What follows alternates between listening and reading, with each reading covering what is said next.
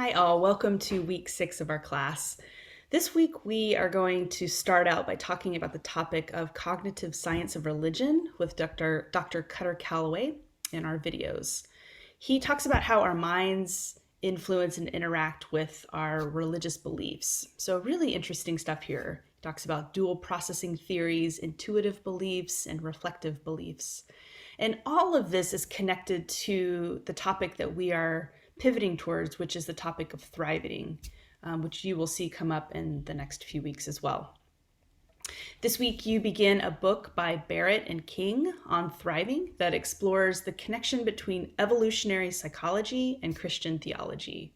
Now, just kind of a heads up and a caveat here, the idea of evolutionary psychology or evolutionary theory is not something that everyone agrees about in the Christian tradition. So you don't have to agree or need to agree about this topic or believe in evolutionary theory to engage with it. My hope is that you can engage and learn from it, or perhaps how other people think about it. I think that Dr. King and Barrett offer a really interesting examination of this topic.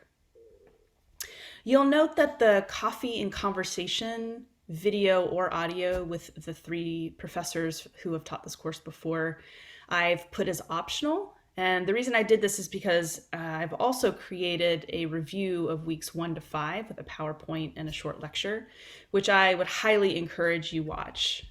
So please do watch the review that I've created, and this coffee and conversation is also really great if you're able to watch it as well, but I have made that optional.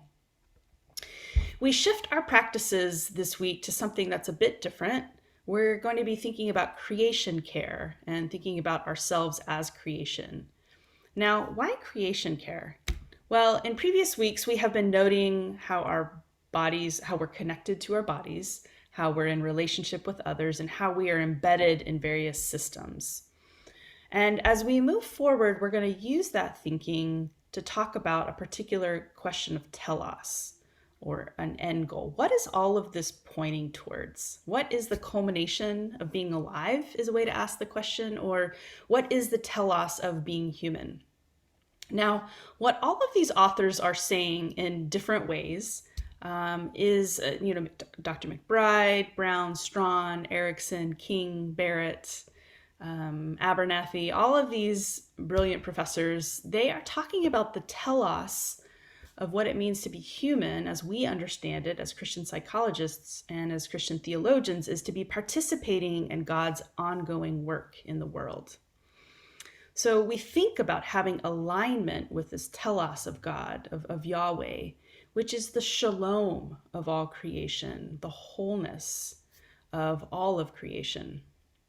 So one way in which we align with the telos of our creator God is to bring about shalom, to participate in shalom, to know that we are ourselves created in this created order, this created world. We don't escape the world for hopefully a better literal world one day. I know that can be sometimes the way that Christians think about the world, but actually we are invited to experience God by engaging in this very world as we think about creation care right now. So for your practices, I have given you various options, some pray as you go prayers, and other options to think through what does it mean to reflect on creation care and our role in creation. Feel free to pick different ones to do this week if you'd like, or if you land on one that you really enjoyed, feel free to continue to do that same one all week. I look forward to reading your journal entries about this practice this week. Hope you are well and have a great week.